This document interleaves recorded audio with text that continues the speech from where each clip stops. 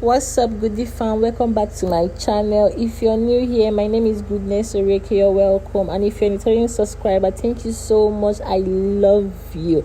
So in today's video, I'll be teaching you how I was able to draft out this cowl neck with open back. So if this is what you're interested in, I beg to keep on watching.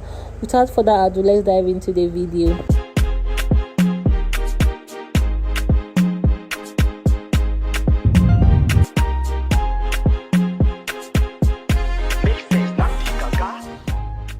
So guys, for this tutorial I'll be using pattern paper because I don't have material, just the way I pleaded with you guys on Facebook. First, I'll draft out the shoulder line, then I'll come down by 10 inch, which is my bust point, then 13 inch, which is my under bust, then 17 inch, which is my half length, but I will add an extra 1 inch for sewing allowance, making it 18 inches for my half length. I'll draw a straight line to join the lines together. To get my chest line, from bust point, I'll come up by 1 inch. Then I'll draw a straight line to join the lines together. Sorry, I forgot to say that this is the back part that we are cutting. So for the neck width, I'm using 3 inch. For the neck depth, I'm using 1 inch. Then I'm going to join it with a curve ruler because this is the back part. So for my shoulder is 15. 15 divided by 2 is 7.5 plus half an inch, making it 8. Then I will come down by 1 inch for the shoulder slope. I will join it with the neckline.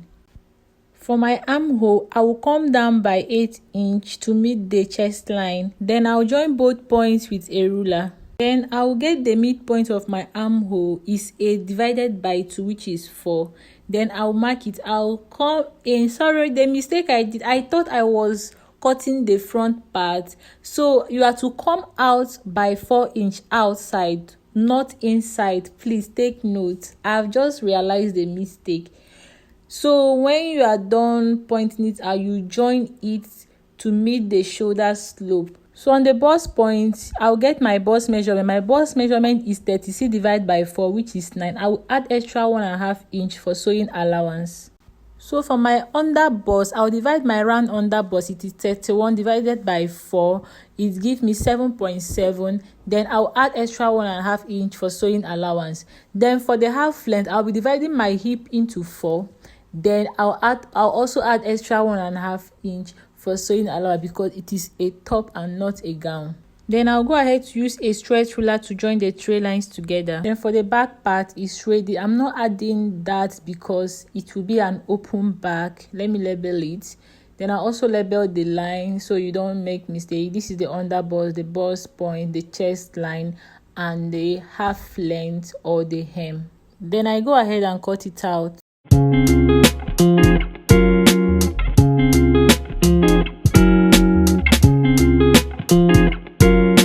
I will not be cutting out the neckline because I am using the back pattern to cut out the front pattern. Then I'm folding my fabric into 2. This is how you'll be folding it on your actual fabric. Then I'll be placing the back pattern slanted like this because this is a pattern paper. It won't really meet the actual measurement I'm to use, but in your fabric you have to slant it to you get 12 inch or 13 depending on how deep you want your cowl neckline to be. When I'm done tracing it out, I will use pin to hold the back and front pattern together so it doesn't move when I'm cutting it, like so. Then after pinning it, I use pen to trace out the 12 inch before I cut it. So I would notch where the neckline of the front pattern starts using the back pattern so I don't misplace it. Please, if you're cutting it on your actual fabric, you give extra sewing allowance. So for the hem part, I will be cutting it straight. I will be cutting it slanted just the way I just dot it. That is how you will be cutting it so that it doesn't have a V shape at the hem when you are done cutting it. So when you are done cutting it, you open it up like that, the front pattern, you open it up like this. Then you place the back pattern to it. When you place it, it won't really be equal because you've not folded the cowl neckline. So when you now fold it, it will emerge like it will be equal. So you fold it like this is a pattern paper. The paper is kind of stiff, so it doesn't give that cowl effect. You get it? But when you use it on your actual fabric, you will really get what I mean. Okay, let me insert a video of how it will look. So this is what you get when you pleat the front pattern. So I cut out the back neckline. Now this is how you open your back. Then from the midpoint you come in by 3 inch. From the bust point you come in by 2.5 inch. That's if you want it to have curve. If you don't want, you can also use 3 inch. Then from the neckline I come down by 1.5 inch, half inch for sewing allowance, and I come in by 3 inch. This is for the buttonhole. Then I will join the lines together like so.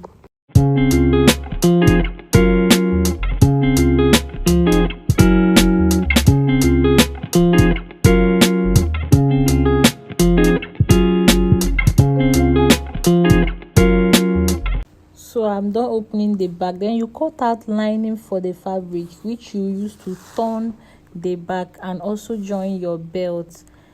So I've cut out the back lining just using the pattern paper. This is how you attach your belt to it. You come up by 1/2 inch, then use pin to hold it, then sew it all around like so. You do the same thing to the other side.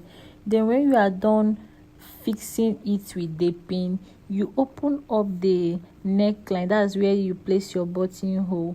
You cut it out. When you cut it out, you sew from the neckline to get down and turn it over. When you turn it, this is how you see it. Like, it will be neat when you sew it like this. I love turning it like this. So this is what you will get. Like, that neat finish is very important. Thank you so much guys for watching. Please subscribe if you've not yet subscribed. I will see you in my next one. Bye.